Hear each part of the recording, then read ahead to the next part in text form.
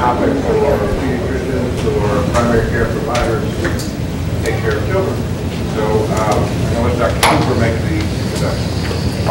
All right, so this is Cassie Hammett, and I've known her for a couple of years now, but I actually saw the handout that she's got downstairs.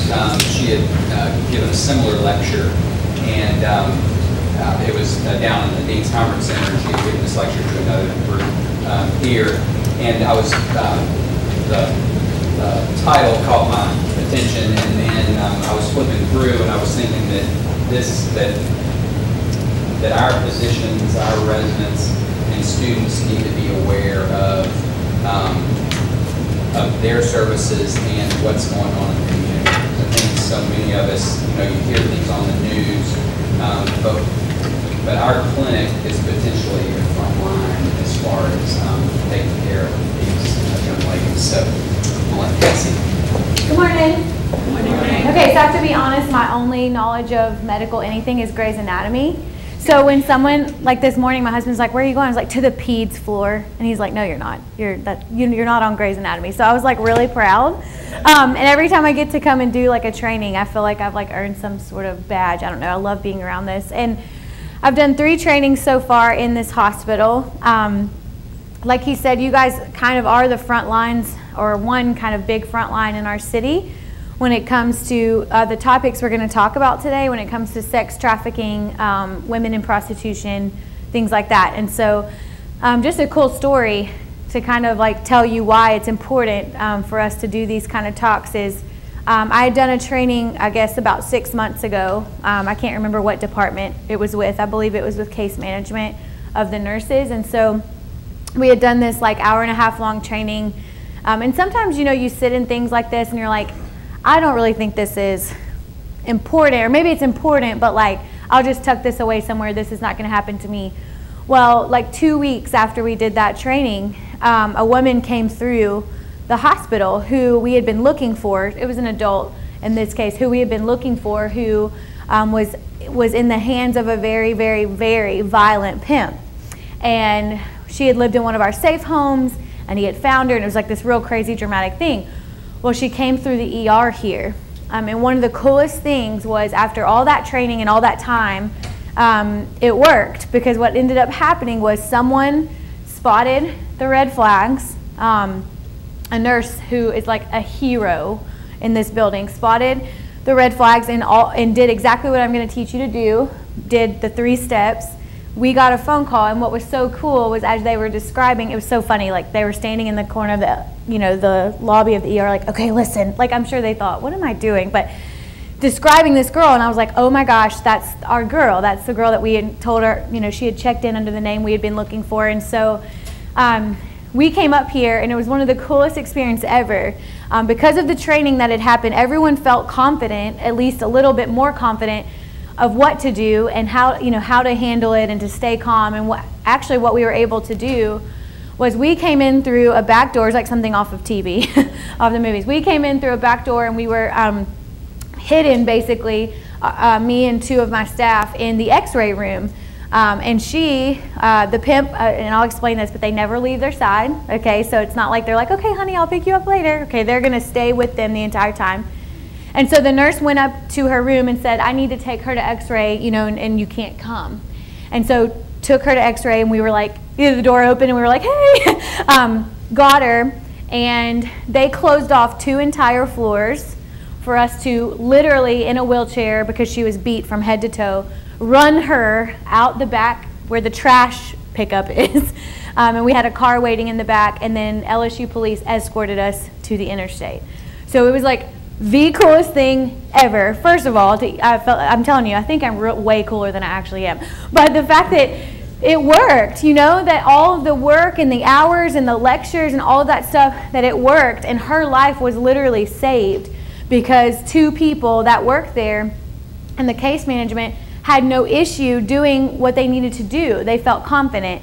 And so that's why I get so excited every time I get to come here, because LSU, or University Health, sorry, is kind of front lines in our community for a lot of reasons, and you guys know the reasons, and that a lot of people come through the doors of this hospital that end up in our ministry, that end up in our care. And so just a little story, just so you know how important it actually is. One of the things I think that's important about that story and about anything that I'm going to talk about today is to remember, because with trafficking, you know, sex trafficking, we hear about it a lot now. You know, it's kind of everywhere. It's a hot topic in every kind of spectrum of everything. I mean, everyone's talking about it. And it so quickly can become just another cause, like just another thing that's going on, another headline. Actually, right now it's buried under a lot of other things that are going on. And it can become just statistics and numbers and issues and problems. And when that happens and it's forgotten that it's actually people, actual people with flesh and bone, and actual show up in front of you symptoms, people miss it. And so that's why we do so many of these trainings, because we don't want you to miss it. Because what's cool is that the nurses that helped us 3 or 4 days later, they were still on like an adrenaline high, right? Called us and said, thank you for letting me be a part of that. Because there's something really amazing, you guys know this, about saving lives, okay? But this was a different kind of saving lives, right? This was taking someone out of the grips of a person who was, in her case, selling her 15 or 20 times a day. And just by doing the 3 things, easy things that I'm going to teach you today, we're able to give her freedom. And in fact, I just went to lunch with her yesterday. She's working, she's on her feet, she has her kids back. And I know this sounds like super dramatic, but really, honestly, it's because of this hospital. Like, how cool is that? We should do a commercial. Anyways, so that's where I wanted to start, just so you understood that this is not just some talking head thing that you're having to sit through. I know you have to sit through a lot of things, and you hear a lot of things, so I just wanted to start with that. So, everyone knows what sex trafficking is, right? I'm guessing in this room, probably everyone knows what that is. There's 2 definitions, really, when it comes to the way the federal government, I guess, defines sex trafficking. One pertains to adults and one to children. And we're going to talk mainly about children today.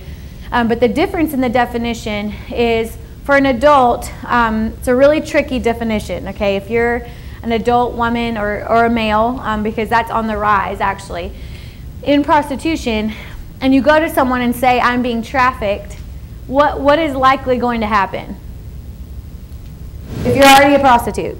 Come on, I know it's early. Huh? You're gonna get arrested. Yeah, you'll get arrested, but will anyone typically believe you? No. If like, well, first of all, they're not going to show up at a police station and say, I'm being trafficked. Okay, that's not going to happen. But if they were to ever try to report it, most of the time the reaction is, well, you're a prostitute. Like, that's what you do. Okay, and that's why the definition is so tricky for adults. Because an adult can be trafficked, even if they have chosen the life of prostitution. And what separates prostitution from trafficking for an adult is anytime consent is taken, okay? There's 3 words: force, fraud, or coercion, okay? Anytime an adult is forced to do something they don't want to do, tricked into it, okay? You hear of people traveling internationally for jobs and they get to the place and the job doesn't exist. That's real. That is actually happening here through our casinos. That's an example of fraud, okay? Tricking someone. And then coercion, the way we explain coercion is, if you don't do this, I'll do this, okay? Kind of dangling something in front of them that means a lot to them. Children, their family, if they're, let's say they have a warrant out for their arrest, if you do this, I'm going to turn you in. Do you understand? So force, fraud, or coercion are the 3 things that make an adult a victim of trafficking, okay? For a child, it's really, really, really simple, okay? Federally speaking, any person under the age of 18 that engages in prostitution is a victim of sex trafficking, okay? And we're thankful that that law passed the years ago that it passed, because it makes it very black and white. And what that law says is, if you're 18 or under, whether you chose to do it or didn't choose to do it, and I'll explain what that means in a second, you are always a victim and can never be held criminally accountable for that. You can never go to jail for prostitution if you're under 18. You automatically are a victim. And anyone involved in the selling of that child, even if they're 17 years old, anyone involved in the selling of that child, or not even selling it but allowing it to happen, can be charged with human trafficking, okay? And a lot of people don't know that. You know, one of the big misconceptions about children or teenagers in prostitution is that there's child prostitutes and then there's trafficking victims. They're all the same, okay? Because a child cannot give consent. Now, where that gets hard, especially in a position like an ER or hospital, or even with us when we encounter these kids on the street, is they'll look back at you and say, I want to do this. Can't you imagine they say that? And I'm going to tell you where the backgrounds are coming from. It doesn't matter.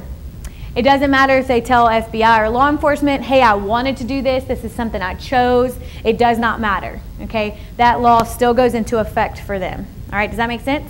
Okay, so the definition for children is anyone under the age of 18.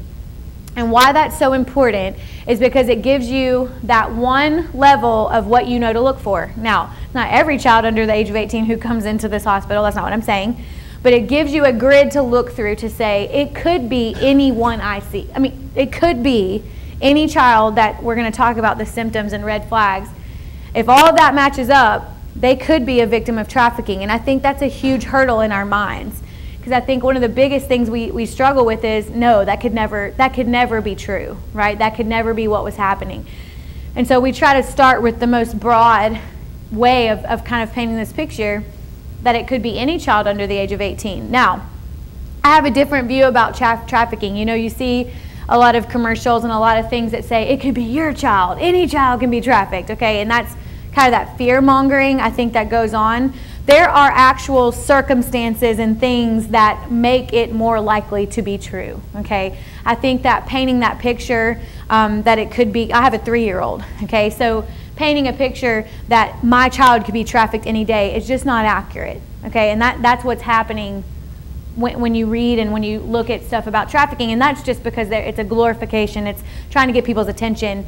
The reason I don't like that is because I know that my child's not going to be trafficked unless she's snatched up off the street, which hardly ever happens. Do you understand what I'm saying? There has to be a climate and a series of things that has happened, for the most part, I can't say 100%, that puts these kids in the position to be in that world, okay? So when I go over these red flags and symptoms, what I don't want you to do is to think one of these means trafficking, okay?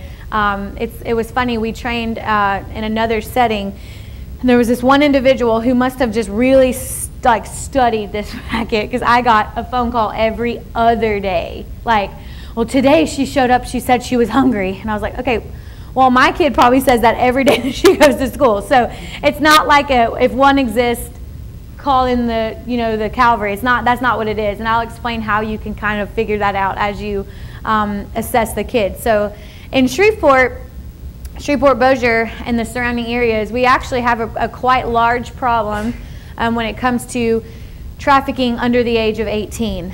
Per capita, obviously we don't have the numbers that somewhere like Atlanta or New Orleans or New York or somewhere larger, but when you look at the size of our city versus how often it's happening, it's pretty frequent. And just like anything else, you really only typically know about 10 to 20%. And so all we can do is really take how many we know of now in one snapshot and realize that that's a really large number. Right now, Purchase is the only agency that works for trafficking in Shreveport, Bossier. And right now, we could probably tell you that we're working with 20 to 25 teenagers that's a possibility for in one neighborhood in one little circle, okay?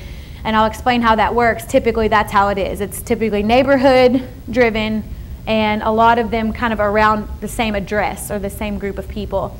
So if you know that to be true, the only reason we don't have more is because we don't have the time or staff or resources to expand out. And so what we're doing now is just taking one chunk of the city at a time and trying to figure out what's going on. I'm fixing to be done with this part, then we'll get to the interesting part. What we do, what Purchase does, is we're the outreach arm of the whole trafficking conversation in Shreveport, Bossier. Our goal is to find them, okay? Our goal is to meet them, to have them referred to us, to show up on their doorstep, to show up in their neighborhood, at their school, or when they run away, to show up in the jail, in a runaway shelter where they are, in courts, wherever these kids are, we're there. We work really closely with FBI. And another cool part about my job, I always brag about, I'm telling you, I try to be way cooler than I am. It's not as glamorous as it sounds, but we're kind of the outreach arm for the FBI, and that took years for us to earn the respect and the trust to get to that point, so we take that very, very seriously. And the reason we did that was because for us, the end goal is that 2 things happen, or 1,000, but really 2 main things. That child gets a chance for a life, okay, so that they get freed up from the reality they're living in and given the opportunity, and that justice is served for that child. And so, look at me, we know that we can't do the justice part, okay? I'm not gonna be the one going in, busting up the pimps and doing all that mess. And so having the FBI on our team was the greatest thing that ever happened for us, because, and for them, because we got a lot of information. If you can imagine teenage girls, when they feel like they can trust you, guess what happens? They just all starts coming out. If an FBI agent walks in and asks questions, guess what happened? Nothing. Okay, so we help in that aspect, and that we can go in, and we've been called in here at LSU with kids, or University Health. Oh my gosh, sorry, I feel like I'm gonna be zapped. We've been called into the ER here to have these really quick conversations to assess things, and the FBI sees our value in that.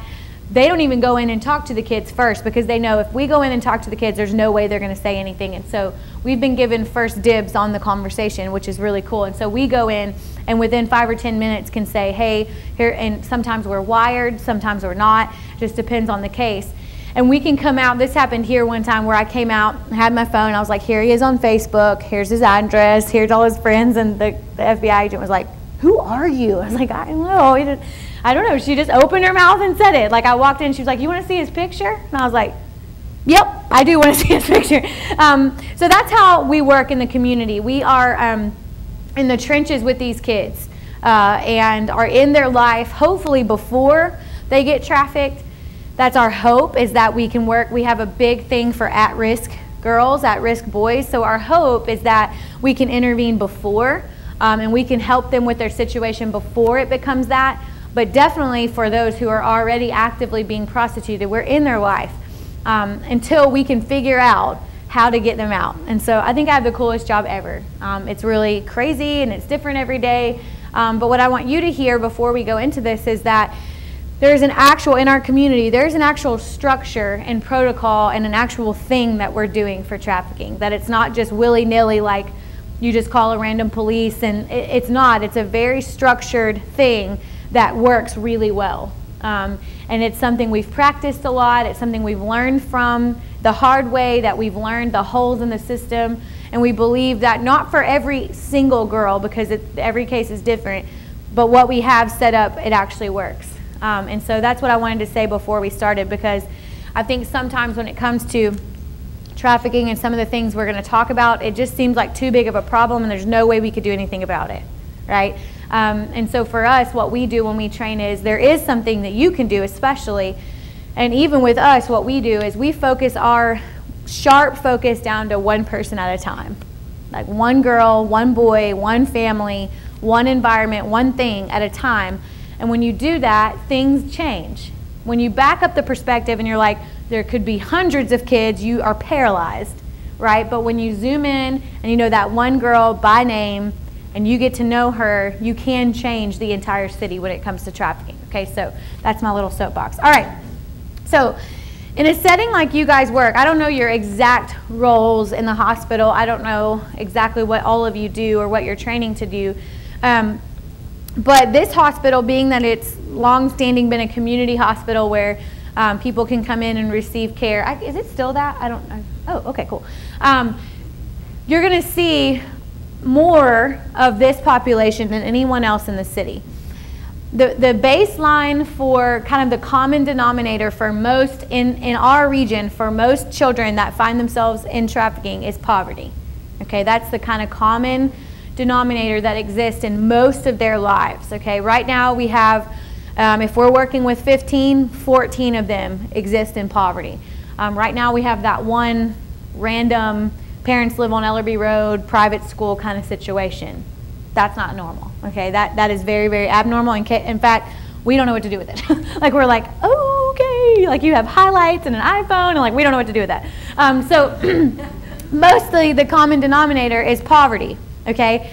And why that's important, especially for you guys, because you guys see that a lot. You guys see families that are existing in poverty, is that poverty drives a lot of the reason why these kids end up where they are anyways, okay, when it comes to trafficking. And I'll explain that to kind of give you the setting for where most of this is happening. A lot of times in Shreveport, Bossier, the trafficking actually has begun inside the home, okay? Now, that sounds really crazy, and what I don't want you to think is that a mom wakes up one day and is like, I'm going to traffic my kid, okay? The word traffic is a word that only we use, really. That, you know, when we meet with girls, we're like, do you have a pimp? They're like, you crazy? And we're like, oh, okay, sorry. Do you have a manager? Oh, uh-huh. Okay, so the words are just different. They don't use traffic, they don't use pimp, they don't use victim, okay?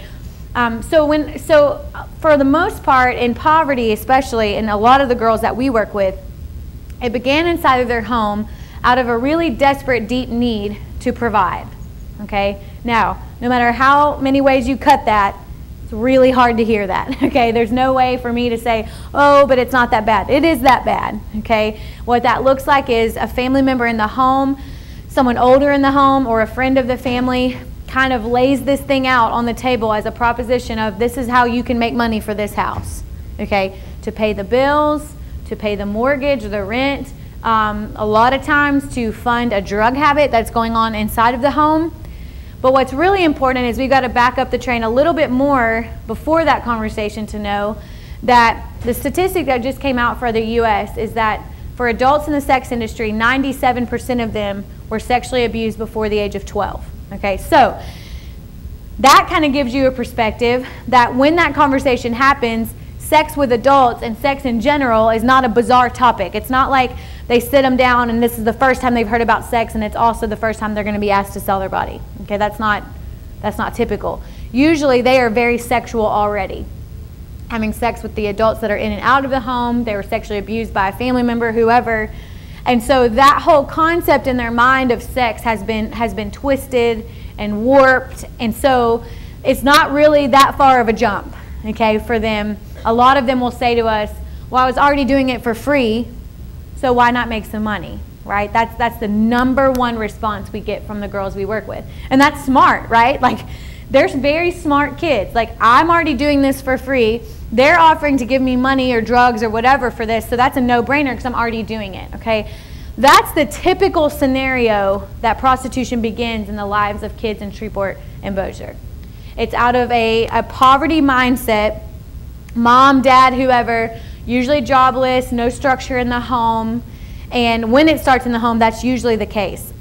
That it's brought up as everyone in here is going to be doing this. It's not just one, typically it's the entire home. Okay, mom, grandma, aunt, everybody's involved, okay?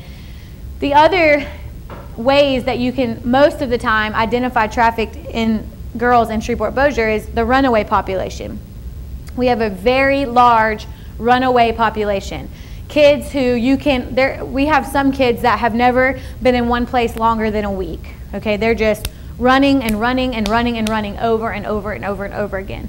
Right now we're working with a 12-year-old who has been in prostitution since she was 10, okay, in the Cedar Grove neighborhood. And she's an example of why trafficking began in her life in the first place, is because she was a runaway. And traffickers, okay, also that's not what they refer to them as. Traffickers meaning pimps or whoever, the older person, their friend who decided to sell them, okay, it can be anyone. They kind of target that population of runaways. You can probably imagine why. Because they're running away from home, there's no accountability, no family members, but the biggest thing is that a kid that runs away from home doesn't have their basic needs met, okay? And that is something that someone who wants to sell people can work with. Does that make sense? Okay. So those are some scenarios where it starts, and those are some scenarios where it happens, just to kind of give you a grid to look through, okay? Because I just went to a movie screening recently about trafficking. Can I get some water? Okay, sorry. My throat's like dry. Where a girl went to a party, a high school party, and was trafficked at her high school party. It's just not happening that way, okay? And it's good for us to have realistic views of when it's happening and when it's not.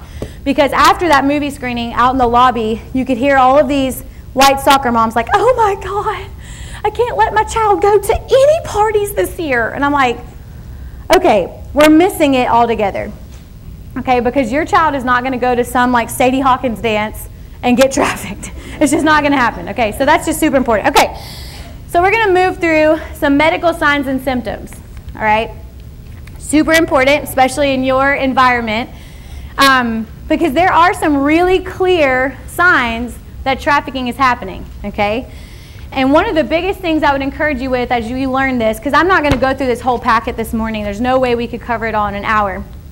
But one of the things I want to encourage you with is that the biggest role you can play is to open your eyes and be aware, okay? Is to be willing to be aware. Most of the time, these girls go in and out of all of these systems and they don't get noticed or recognized because they've either been through a whole bunch of times. I mean, you know, you guys know these repeat offenders, right? These people who they're constantly in the ER, they're constantly in and out of jail, whatever you want to say. And so a lot of times they can come through a system like this hospital and be lumped in with a population and just kind of labeled, okay? You know, runaway kid, bad, liar, whatever you want to say. And the awareness goes away. So maybe they've been in here 10 times and eight of those times or 9 of those times they said something that wasn't true, but that one time it was true. That's where awareness matters, okay? And what we tell people, which I'll talk about at the end, is the worst case scenario is that you're wrong. And that's not the worst case scenario, okay? We're wrong all the time. My husband tells me that I see a trafficker in every bush. Like, we were at a restaurant the other night and I was like, do you see that girl? That man is at least 10 years older. And I'm like, he's like, oh, I'm sure you think she's being trafficked right here at Chili's. And I'm like, okay, so it's not, like I said, it's not in our best interest to be that way, okay? It's hard for me because that's what I do for a living. But it's important for us to be aware, but there's a balance, right? You don't want to be too aware to where you're just like reporting every single thing that comes through. But you want to have open eyes and be aware enough to know and to not let someone slip through the cracks. Thank you so much. Slip through the cracks because you just weren't willing to have your eyes open and willing to kind of go there. That's one thing the nurse here, when we talked, she said, I guess I just had to go there in my mind. I had to decide, yeah, I've seen her in this ER before, but what if this time these symptoms really are true? And she said, and really all it took was for me to let myself go there, you know, to let myself think about maybe there's something else going on, okay? And so I would encourage you with that as we're talking about these things. Okay, so I'm going to go over some of them. Like I said, one of these does not mean anything usually. What we train people in different settings is if you're seeing 3, 4, 5 at a time, there's probably reason to at least think that they're at risk, okay? And what I'm going to teach you to do with purchase, we want to know about the at-risk ones too, okay? We're not just for the victim because then we're kind of too late, okay, in the equation. So if you have 4 or 5 of these things going on, more than likely there's something right under the surface that really needs to be addressed. And like I said, it's so vague when it comes to teenagers. It is so vague and so hard to pinpoint, okay? So, but if you're aware of these, just like the story I told you earlier, it can actually help because you're going to see a lot of things because of your job and because the nature of what you do that a lot of people wouldn't ever see, okay? And I'll explain what I mean by that. Okay, so some medical signs and symptoms. All right, malnourishment and dehydration. Okay, like I said, that could be medical conditions, right? So I'm not saying that. What we mean by malnourishment is severe, okay? Like you would have to call CPS anyways, right? That malnourishment that is very, very, very severe, that can point to some sort of situation that may have to do with trafficking. But like I said, it's not just if that's happening, then that's happening. A lot of times when kids are under the care, quote unquote, of a pimp, they are not given food, okay? So that's why that's on here. Multiple injuries, sexual, emotional, physical abuse, multiple, okay? If you look in their, you know, records or whatever they're called for a doctor, not as cool as I want to be. If you look through their medical history, that's what it is, right? I'm telling you, Grey's Anatomy helps me out. And you see just like over and over and over and over again, sexual abuse, physical abuse, repeat traumas, repeat STDs, things like that. There's reason to wonder, okay, especially with a child. Why is that happening? Repeat STDs and injuries are huge for these kids, okay? Huge. And they're what most people miss, okay? What we hear a lot with our girls, that when we finally encounter them, maybe in jail, not in jail, but in their runaway shelter or in court, they've been through the hospital and through clinics multiple times for STDs, and no one's ever asked them, why? Why are you constantly, besides the obvious, they're having sex all the time, but no one's asked questions of why are you 14 and having sex all the time, okay?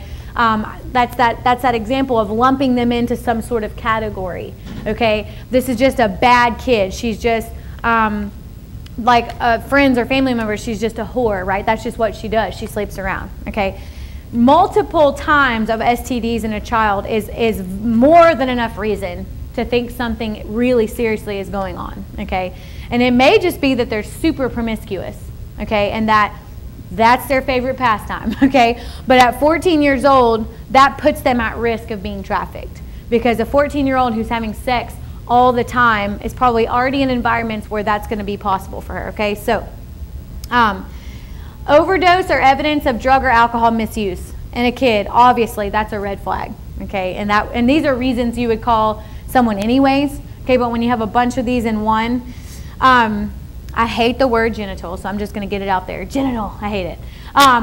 Yeast infections in general, not being taken care of, lack of knowledge, this is a huge one. Lack of knowledge of whereabouts, okay? What that means is that they don't really know where they are. Now, I know that sounds really bizarre, but it happens all the time. We'll come into the ER and talk to a girl and say, do you know where you are? No clue. We had a girl who believed she was still where she was from, which was Michigan. Okay, 14 years old, had no clue that she was in another state, had no clue that she had been transported across state lines, had been in and out of being drugged so often, she had no idea where she was. Okay, that's a huge problem. Okay, so if you ask a question, I don't know if y'all ask these kind of questions, but in an assessment, if you feel like something's going on and you say, hey, do you know where you are, and they can't give you an answer, there's a very clear reason why they cannot give you an answer. It's either because they don't know or they've been told, do not say a word. And when a kid, and this happens every time with a pimp, a kid is told every day, all day, to keep your mouth shut. Okay? That is a very common form of manipulation that begins day one of them working under or working with a pimp, okay? And they'll call it hustling. We're just hustling together. Well, what they're being told the entire time is do not say one word, because you'll go to jail and so will I. Or your mom will go to jail, or you'll never get to see your mom again. This girl in particular, she was told, if you open your mouth, you'll never get to go home, okay? So for a 14-year-old who probably only wants to go home, right, what do you think they're going to do? They're not going to say anything. So you either have they don't know where they are, or they're not going to say it. Okay, so that's huge. And let me tell you this, if you called me for that reason, I would give you a really giant hug, okay? I would not be annoyed if that's the only reason you called me, okay? Because that's a massive problem. Lack of identification, you know, there's a third party that you're having to work through all the time. You have to act like she has to ask daddy, okay? Don't always assume that daddy is their actual dad, okay? That's one thing we've had to deal with in the school system. Daddy checking them out all the time and it not being dad, okay? And so that's super important. If they have no identification, or if they can't answer any questions without referring to some third party, make sure that third party is a parent. With a kid, obviously there's going to be someone present. And I'm not saying, because if this doctor right here saw my child, you're my hero. My daughter would not be able to answer questions. Her mom would have to do that. So I'm not saying if there's a dad present answering questions that you're like, are you really dad or are you daddy? Okay, that's not what I'm saying. What I'm saying is that there's no proof that that's her guardian. Okay, that's a really big red flag. Refuses to speak or cannot speak, submissive demeanor, avoids eye contact. Now with teenagers it's a little difficult because most of the time they're ticked when you're asking them questions anyways. But there's a difference between like I'm mad at you and I can't look at you. Okay, submissive is different than mad or just typical teenagers. Submissive is obvious. When you see someone who's submissive, there's no question that there's something going on. They shudder when you get close to them. They have like a closed off kind of stance, and the way that they're sitting, they won't look at you. And most of the time with the teenagers we work with, you can tell that they can't look at you. Okay, it's not like I don't want to look at you. It's like I cannot do it. And the reason for that is because one of the number one tactics of a pimp is that you're not allowed to make eye contact with anyone but him. Okay, eye contact is a really big deal in trafficking. You're not allowed to make eye contact with other men, especially other pimps. Okay, I know this is really rough to hear. Okay, but that's just a normal thing. All right, so they're very submissive because that's what they're taught to be. Inconsistent story, claim of just visiting, all the facts aren't lining up. If you have a third party present like we did this day, the facts just seem fishy. Because I'm going to be real honest with you, it's not like what you see on TV where these pimps have some like really awesome lair somewhere and they're like tracking systems and GPSs. Okay, most of them are crackheads. I'm not trying to be funny. So most of them, their stories don't even make sense. Okay, like they're not these like what we see on TV, these genius people who have all of this stuff at their fingertips. You know, a lot of times people are like, well, I don't want to report because he can track my cell phone. I'm like, baby, he ain't even got electricity. Okay, he ain't gonna track your cell phone. Okay, so inconsistent facts and stories is real common. Okay, that she's saying something and he's correcting her, or his facts don't line up with hers, and it's just a mess when it comes to facts. That's a red flag. Raise your hand if you've seen, or are any of you like in practice right now, or is this all med school? Okay, raise your hand if you've seen any of these in any form. Okay, so you guys are we're tracking here. This is not bizarre to you. Okay, cool. All right, no personal possessions, nothing to their name. Okay, that's also common in poverty, so that doesn't only mean that they're trafficked. Unusually fearful and anxious, and cannot verify where they live. Okay, like I said, if 4 or 5 of those main ones are present, there's reason to call someone. Some of them more than others. If they don't know where they are, that's a reason to call someone. If facts about a story are not straight, that's a reason to call someone. If they're with, now this is the biggest one, if they're with an adult that's not a guardian, you better call someone immediately. Okay, because that is the way that they slip through the cracks in this hospital in particular. We did a training with some of the security staff because we had a bunch of kids sleeping in y'all's ER and getting clients out of your ER. I'm telling you, it's everywhere. Okay, this is not something that's just 1 in a million. Okay, this is happening, and a lot of it is happening inside the walls of this building. Not that they're using this building. That's not what I mean. I mean that a lot of it is coming through this hospital. Okay.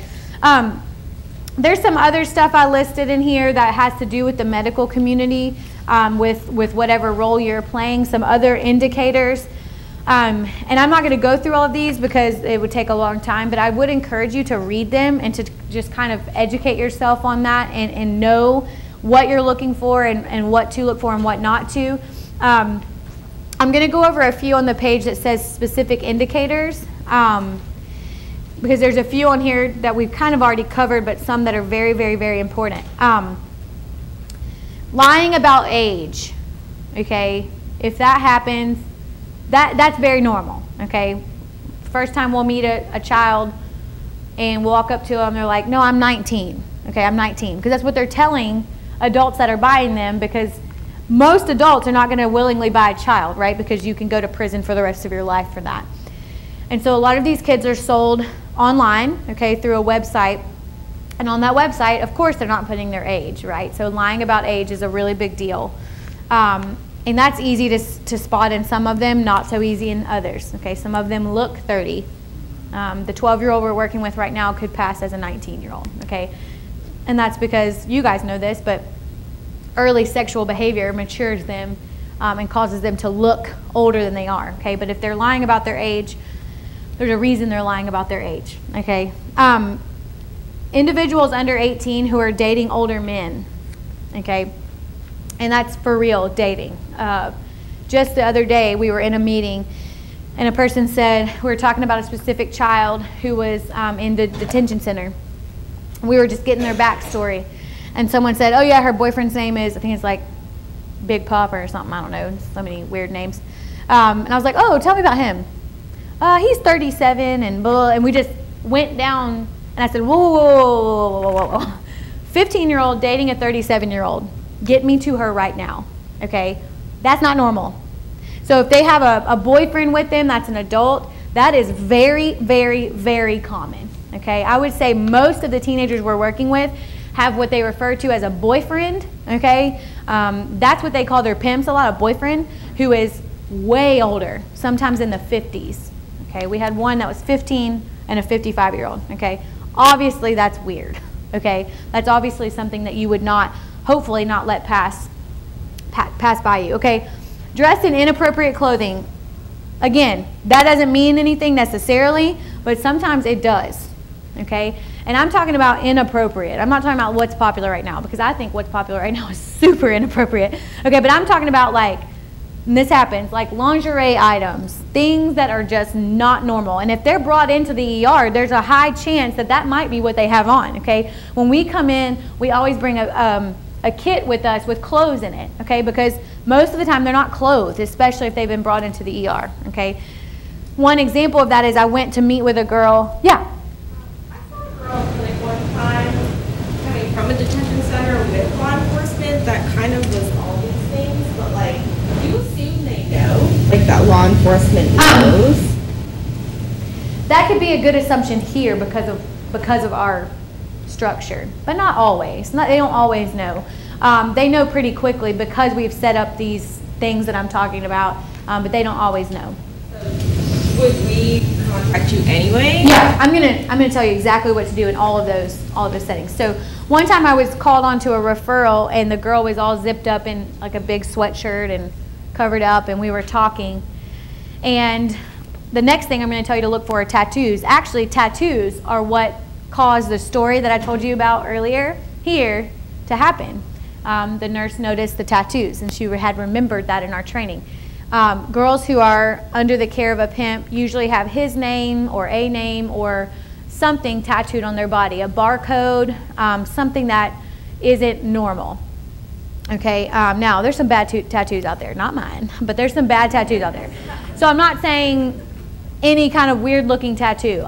There are very specific indicators to look for. Names, okay, men's name. If there's a child with a man's name tattooed on them somewhere, you need to ask them nonchalantly, like, who is this? Why would you tattoo their name? Okay, because especially the biggest red flag of tattoos on kids is anywhere where it's visible. Okay. We work with a lot of women, and they're marked, okay? Some of them are branded. If you see a brand, don't even wonder, okay? If you see a brand, call someone, okay? But most of the time it's tattoos, and they're visible because a tattoo serves as a marking system, okay? It'll either have a nickname or a street name of their pimp, or sometimes it's a number, which is their quota, which means that's how much they have to make every night. Sometimes it's a barcode. So, you know, there are things, and they're normally visible because they serve as a way of saying, I belong to someone. Okay, funny story, one time I was training somewhere, it was actually in a church setting, and this woman came up to me after and was like, were you, because of my tattoo, okay? I'm not saying that every tattoo in a visible place means that you've been marked, okay? But men's names especially, bad, okay? So in this scenario, I went to meet with her, and I saw through her tights that she had tattoos like all over her legs. And so I have tattoos. It makes it a very easy transition. And so I said, hey, what are your tattoos? You obviously love them. I can see, 12 on your thighs. So what's your favorite tattoo? And she unzipped her jacket, and when she did, she had on only a lace bra and was covered. This is a 14-year-old, and was covered in tattoos. And one in particular right here below her collarbone was the man's name, okay? That scenario, you can pretty much assume that's what's happening. Okay, so those are some more indicators. Branding is literally being burned. Okay, burned with an initial, or sometimes you'll see cuts. Okay, with an initial. The purpose of all of that is to mark them, to literally mark them as theirs. Okay, we had one individual who was just dumb enough to put his entire name, even his suffix. Okay, it was like first, middle, last name, and junior. Okay, so when I saw that, all I had to do was take a picture of it, and he got busted. All right, most of them are not that dumb. Okay, most of them don't put their entire name. Okay, So plan of action. So we've just kind of really, in a nutshell, gone over some red flags, some specific indicators. One thing I want to tell you is attached to the back of this packet is pages and pages and pages of more information. There's assessment questions, there's more red flags. There's a thing in there, y'all have probably seen it, called the power and control wheel. Have you guys ever seen that before? It kind of shows you how people can be controlled, how people can have be empowered, someone over them. So go look over that. I put all that in there on purpose for you to look over, because there's no way that I could teach you every single thing that you would possibly need. But in my opinion, the most important part of this talk is what to do. Okay, so okay, great, we've learned all this stuff, and typically what happens is there's this like frozen kind of reaction when you don't know what to do. And so what we like to do is educate you on 3 easy steps so that you feel, you know, knowledge is power, right? So that you don't feel so scared or so unsure when it comes down to time to doing something, okay? The first thing to remember is do not panic, okay? If you panic, you're gonna let everybody know that something's going on, okay? One time I was here in the ER and I was all wired up talking to this. That actually happens to me. It's like the coolest thing ever. And I had we had talked to the nurses and said, just don't panic, like everything's okay. And it was so precious because they were all like seriously terrified, but trying to be like, I'm not scared at all. And it was funny. But panicking lets that girl know that you're doing something, because here is the reality. They don't want you to report it. They're not looking at you like, please help me, okay? It's not like they're holding up a sign behind the pimp that's like, get me out of here, okay? There is a fierce loyalty and love, typically, for the individual that's causing that to happen in their life. That's on purpose. They've been brainwashed. And so most of the time, if you ask them, hey, can I report this, or do you want me to report this, they're going to say no. Because not only are they scared for their life, but most of the time they're in love with that person, okay? Or they at least have some level of loyalty. It's the hardest thing about our job is to get over that hurdle and to tell them why it's important to report, okay? So when they do, or when you feel like something's going on, don't panic in front of them. Okay, because if you start acting like skittish and you obviously are not aware of what you're doing and you're asking a bunch of random questions, more than likely this happened in this hospital.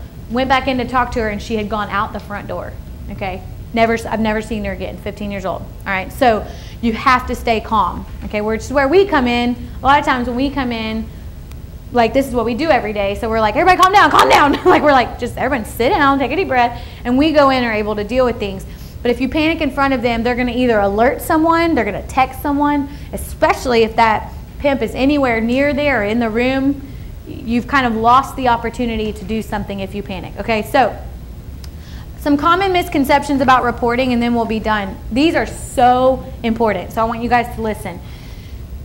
There is this thing, and this is about any topic in our culture, because of social media and Fox News, no offense, and all these news stations that are all fear-driven.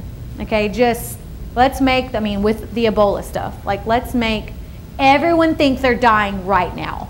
Like everyone has it right now, all at one time. Okay, so there's some misconceptions about reporting just because of the world that we live in. If you've ever watched CSI or any of these shows about trafficking, it's always CSI. I don't know, it starts in a strip club every single time. There's these pictures that are painted that are just not accurate, okay? That these pimps have all, like I said, these computers and monitoring devices and all this crazy stuff. And you laugh about this, but when we ask people, why wouldn't you report something? These are some of the reasons they say they wouldn't. Okay, so I want to go over these reasons and kind of help you like dispel those fears so that you know what's really real and what's not. Okay, so number one, the number one thing is that the pimp will come after me if I say something. Okay, that is the number one reason why people do not open their mouths. It's just not true. Okay, when you are so far removed, okay, let's say you're a nurse in the ER, or you're a doctor, whatever, when you're so far removed from the center of that situation, that pimp is not going to say, okay, Nurse Betty at such and such floor, and dig up her address and go knock on her door. They don't have those kind of resources most of the time, okay? Now, a way that I can make you feel better is for you to know that I'm on the very inside, okay? I'm like, we're there, okay? We're the people messing it up, okay? We are there and present, and even we don't experience that very often, okay? We deal with pimps, but they're not like rapping on my door saying, get in the car, okay? It's not what you think. It's not what you see on TV. It's not terrifying like that. So you need to do your part, because that pimp is not going to come after you, especially in a public setting, especially in a hospital. Does that paint a picture? Like, that's just not true. Now, for us, it's a little more true, because we're kind of out there. Like, we're just like out in Cedar Grove, and it's like we walk right up to them. And usually with a pimp, they're usually there if we see a girl and we walk up to her, we have about 15 seconds if she has a pimp to say what we need to say before we're like, okay, bye, girl, like, and just acting like we were just walking. Not that white girls walking in Cedar Grove, it's just, I know that it's obvious, okay, but we have about 15 or 20 seconds. And so if it makes you feel better to know that even that, being that close and that inside, okay, even undercover agents who work to bust these rings up, it's not happening for them, so it's not going to happen for you, okay? Now, don't like go out of here and be like, I'm going to take on every pimp. You can't be stupid. Okay, but in this setting, that is just not a realistic fear, okay? And what you do if you believe that fear is that child goes on as a victim because you were afraid of becoming a victim, and that's just not a realistic fear, okay? Just don't watch so much TV. I promise it'll help. Okay, the victim will retaliate against me, okay? Like, if they know I report, then they're going to tell the pimp this is not true, okay? Most of the time, like I said, these pimps or handlers are just drug addicts who don't have a whole lot of resources, and a lot of times they'll cut loose with one girl and just go find another one. It's not, it's just not like what you see on TV. And every time I speak somewhere, someone always raises their hand and says, is your job like Taken? I'm like, no, okay? There's no Liam Neeson stuff happening, okay? That's just a very inaccurate picture of what's going on. Okay. The cops will use my name and information when arresting the pimp, okay? More than likely, that's not going to be true, okay? With us, they don't even use our names. They're not allowed to use our names. It's not in their best interest. It's not in anyone's best interest for them to, like, it's not going to come out in the Times like, so-and-so reported the biggest pimp of the century, okay? That's not going to happen. They are not, that is confidential information. And in fact, if it makes you feel better, you can just tell them, I want to be, everyone want to learn a term? Confidential informant. That's all you got to say. I want to be a CI. I'm a CI, okay? That means anything I say can't be put even in a court document, okay? They can put what I say, but they cannot put my name. It'll just say, a CI told us this, okay? Now, you wouldn't be considered a CI, but you can say, I want to be considered confidential in this reporting, okay? So that makes you feel better. But they're not going to use your name, okay? That's a very big misconception. I will be in trouble at work or may lose my job if I cross the line. One cool thing about this hospital is you don't have to worry about that, because this packet and the plan in place went through all the crazy powers that be. The first meeting I ever went to, this woman was like, what about HIPAA? And I was like, who? What? Okay, so we have been through it to get this packet approved. Okay, HIPAA got involved and CPA, all these people got involved. We had about 6 meetings prior to this packet being done. Okay, so you know that you're covered because you work here and we're being brought in. So you don't have to worry, will I lose my job if I do the things that we're talking about today? Okay, so that's a really cool thing, because sometimes that is a problem. Sometimes it is with a counselor or someone who works in an environment that's not friendly to this. That is kind of a problem sometimes, okay? But here, that's not realistic, all right? It's probably not what it seems. It can't be as bad as they're making it out, or that could never be true, okay? So another reason why people don't report is you talk yourself out of it. There's no way that's true. There's no way what she's saying is possible, and you talk yourself out of it. And then the biggest one is, what if I say all this and it ends up being wrong? And what we say is, so what? We're wrong all the time. But what's really cool about being wrong is that you've shown that child that if it were true, I would have done something, okay? When you don't do something, you lesser the chance of that child ever reporting ever again, because they've opened their mouth. If it's really true and they open their mouth, they're putting their life at risk. They've opened their mouth, they've told you, and you didn't do anything, and so they're probably not going to do that again. And so what we do is we move on their behalf, even if we know it's not right. Okay, even if we're like this, we're going to do it to show her, hey, it's okay with us if we waste our time, because if it was true, you mean that much to us. Okay, we had a girl call us last week and say that she had busted herself out of Brentwood. Okay, 14 years old. No, it's not happening. Okay, but she tells us, I've broken out of Brentwood. I got a bag put over my head. Here's the address I'm at. Here's what the house looks like. This detailed thing. I pick up my phone and I call the number she called me from. Brentwood Hospital, how may I help you? Okay, okay, a little bit of stress. It was wrong, but I moved on her behalf. And what I told her was, let me get off the phone and let me figure out how to get you out of that. Called the number she called me from and she was still at Brentwood. Okay, so that happens. It's a cry for help, it's attention, whatever it is. But she knows now she means business.